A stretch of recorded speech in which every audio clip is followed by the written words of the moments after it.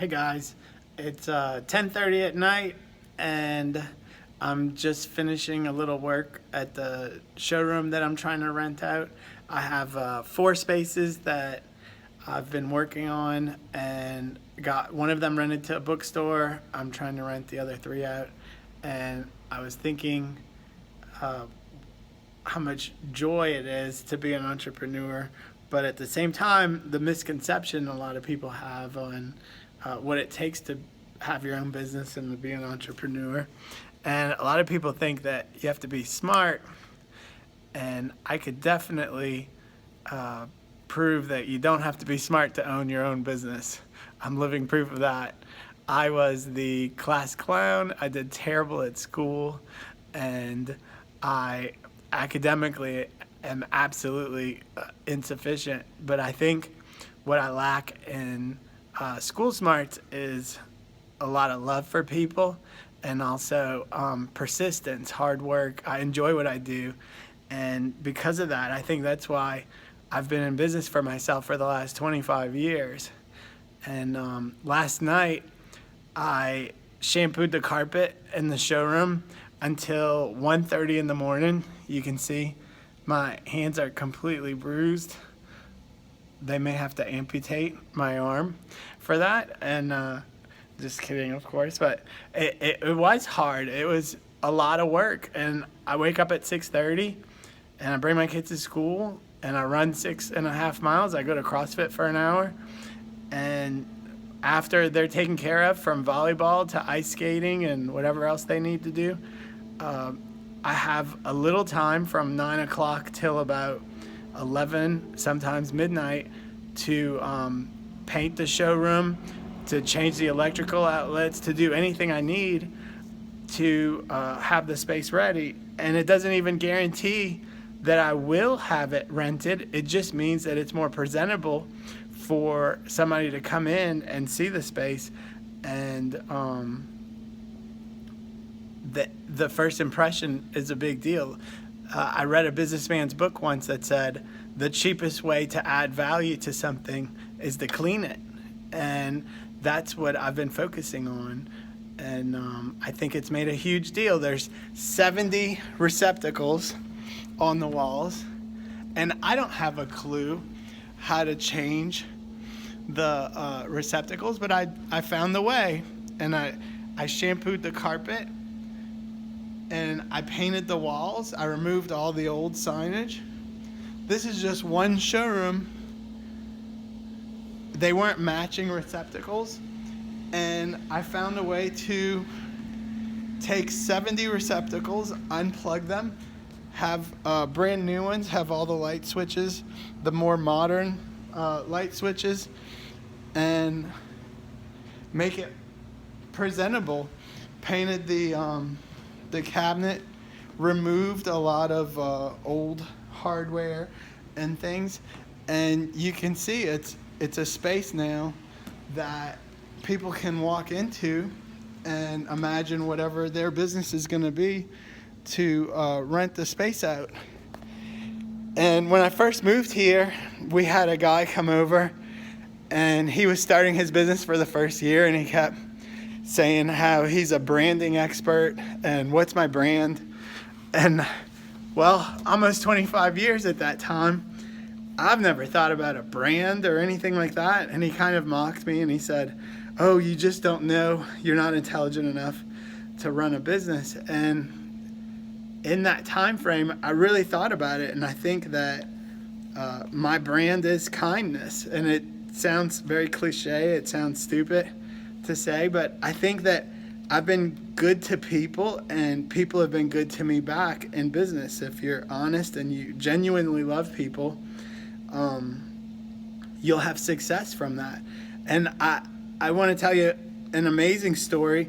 I went to China about 12 or 13 years ago and saw a factory with Costco containers lined up.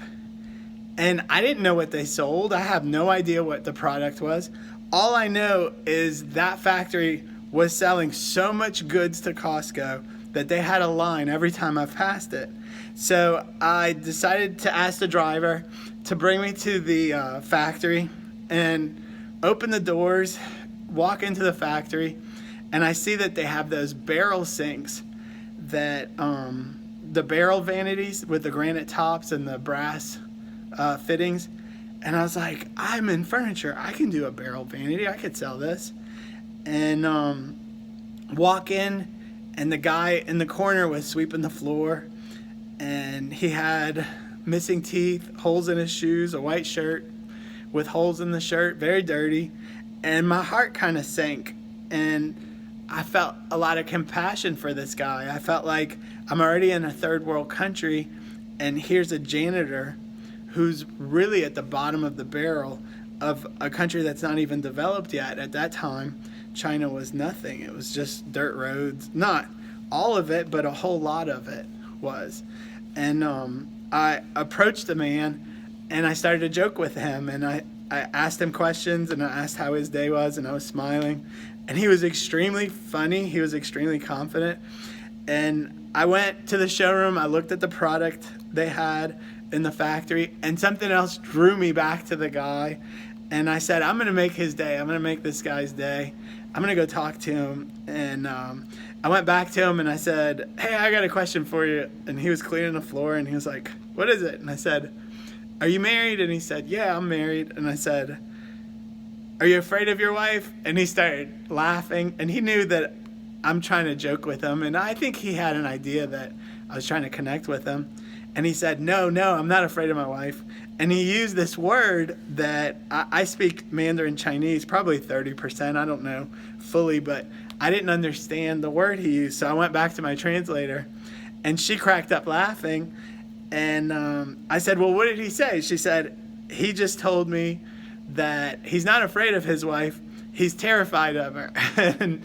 and we laughed, and he really saw that I was making an effort to approach him. And I looked at the products, and I got all the prices from the salesperson, and I said, well, can you work a discount for me? And she said, I don't know. I'll have to ask the boss.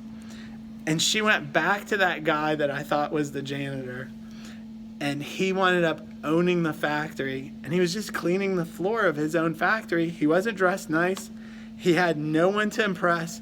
He had all the money in the world, and that was the owner of the factory. He owned that factory, and he's cleaning the floor. He's completely a mess. And he told the salesperson, he said, give him 30% off, which is huge. You get 2 or 3% off when you import. And he said, I know you tried to be friends with me because you thought I was the janitor, and I want to help you now. And he knew I was very young. At that time, I was probably 12 years in business. And I immediately recognized the opportunity that I had for such a successful person to back me and be so kind to me that I said, I'm looking for bedroom sets. I've switched factories, and I want to buy bedroom sets. And I said, do you know anyone that sells bedroom sets? And he said, very, very humbly, I do. I have a classmate that I used to go to school with that sells bedroom sets. And he said, I'll call him up. And then he called the guy, and the guy said, well, how much do they want to order? And I said, not a lot. I don't have a lot of money. And he talked to the guy, and he said, do me this favor, sell to this kid. He thought I was the janitor. He was being very nice to me. I just feel like he's a good kid. Sell to him. So I don't know who the guy is, and I didn't know what they were going to do. And he said, oh, he's going to send the driver over to pick you up to go to the factory. And when he did, it was an extremely expensive car. It was a Land Rover, and in China there's 100% tax. So it was about a $200,000 Land Rover because of the tax. And I got to meet him, and he was filthy. The guy that I met that owned the bedroom factory was completely dirty. And to my surprise, he also owned a resort. And I later learned that he owned the construction company that builds the resorts, and he also owns the factory that furnishes all the resorts. So it's all vertical integration. And he spent the majority of his time renovating the rooms in the resort all over China. And he owned a mattress company all over China. All the airports, they would advertise Mont Blanc pens, and they would advertise his mattresses. He even had a mattress store on Saks Fifth Avenue in New York. And here's this guy that I later learned after doing business with him for 12 years that he was one of China's billionaires. And he's out there renovating the rooms.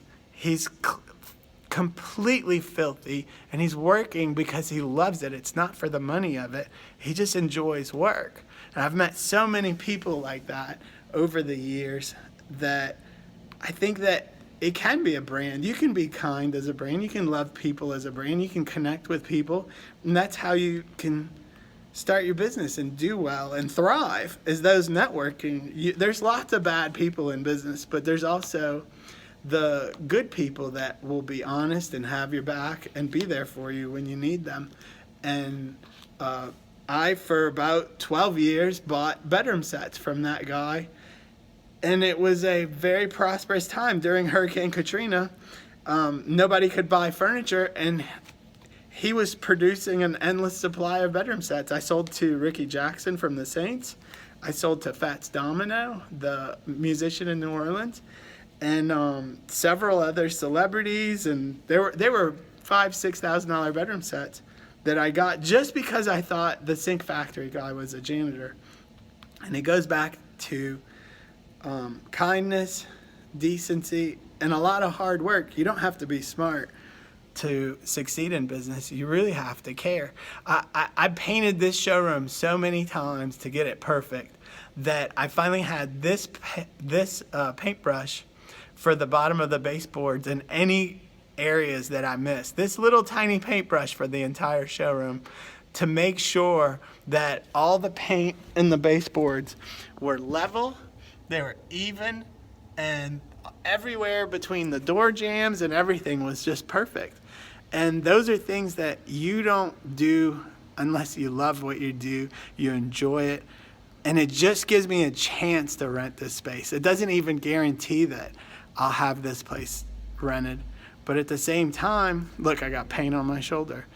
At the same time, that hard work always pays off. It's not about luck. It's about working hard and overcoming any problems you have, any situation you have. I recently heard an audiobook that said there's no such thing as bad luck. If you work hard and you overcome your problems, when something bad happens to you and you're stronger than it, then instead of complaining that this bad thing happened to me, celebrate. Celebrate that even though this bad thing happened to me, I'm unharmed, I've overcome it, and I'm stronger than this bad thing. So even a bad situation gives you good luck and good fortune, and you can appreciate even a bad situation. And that's it. I was just having my late night thoughts, and I wanted to share them with you all. What it means to be an entrepreneur, I absolutely love it. I can't wait to rebuild my furniture store. I'm going to start with bedroom sets and go back to living rooms. And it's been 25 years I've been doing this since I was 17, and I'm 42 now. And it's been a journey, and I love every day of it. Thank you.